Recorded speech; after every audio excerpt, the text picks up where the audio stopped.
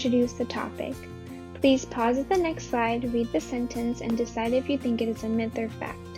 The slide after that will provide you with the answer. And there's one more myth or fact for you to guess after that.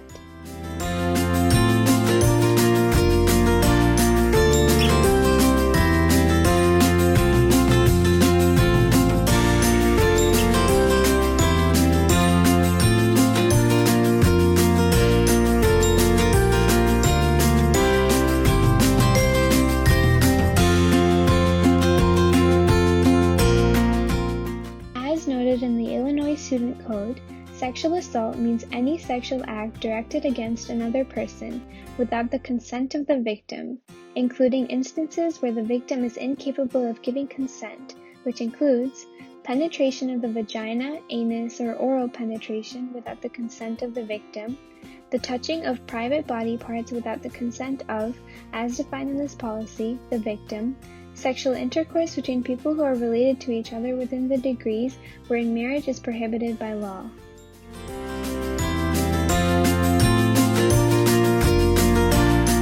Rape culture, as defined by Buchwald, is the complex of beliefs that encourages male sexual aggression and supports violence against women. It is a society where violence is seen as sexy and sexuality as violent. In a rape culture, women perceive a continuum of threatened violence that ranges from sexual remarks to sexual touching to rape itself. A rape culture condones physical and emotional terrorism against women as the norm.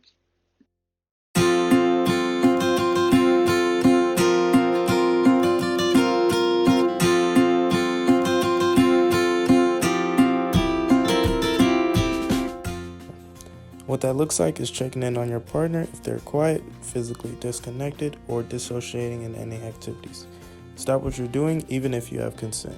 If a loved one has dealt with a previous sexual assault trauma can also arise when engaging in sexual activities even after consent is given. Consent is clear communication. Consent is mutual in nature, meaning each person agrees. Consent is also sober, meaning it cannot be provided while under the influence. Consent is also continuous. It must be given throughout the course of action. Consent is also verbal. Should be spoken aloud. What consent is not? Consent is not silent. An absence of a no does not equate to consent. Consent is not forced. Coercion is not consent. Consent must be given without pressure or obligation. Consent is not forever. A yes in the moment may not be a yes in the future.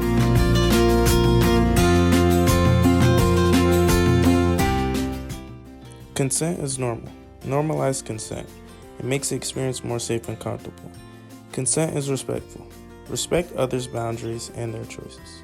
Consent is also autonomous. It gives the other person a right to accept or decline.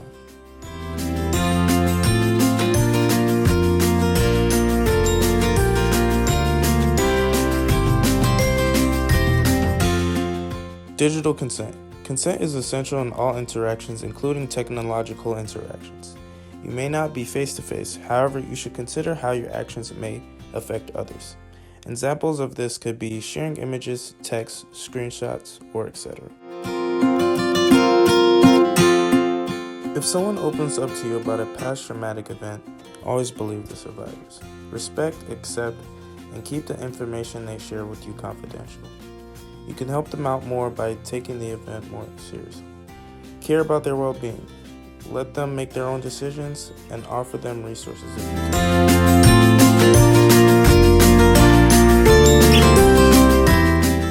It is important to note that not everyone's trauma manifests the same way.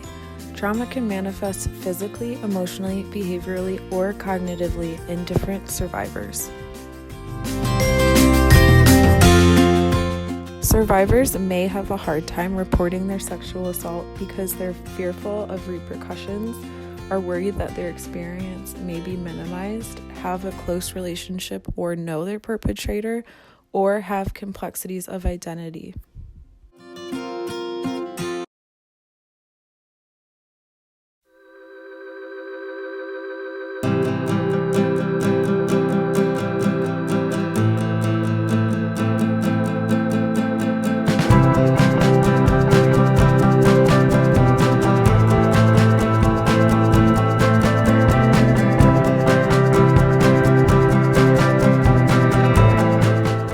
Different situations will merit different responses.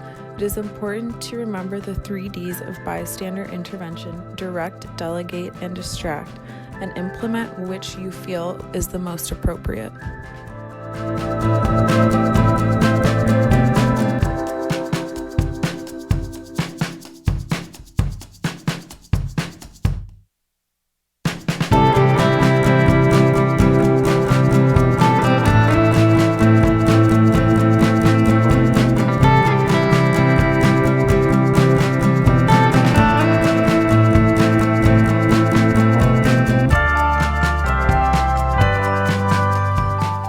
Title IX is a federal law that prohibits discrimination on the basis of sex in education programs or activities that are federally funded.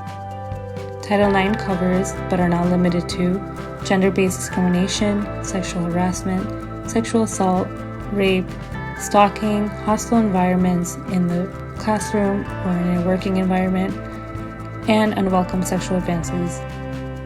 The rights cover students and faculty and staff to bring forward a complaint in good faith, be informed of complaint procedures and options for resolution, to be free from retaliation, and to be advised of the outcome of an ongoing investigation. The University of Illinois Counseling Center is dedicated to helping students here on campus.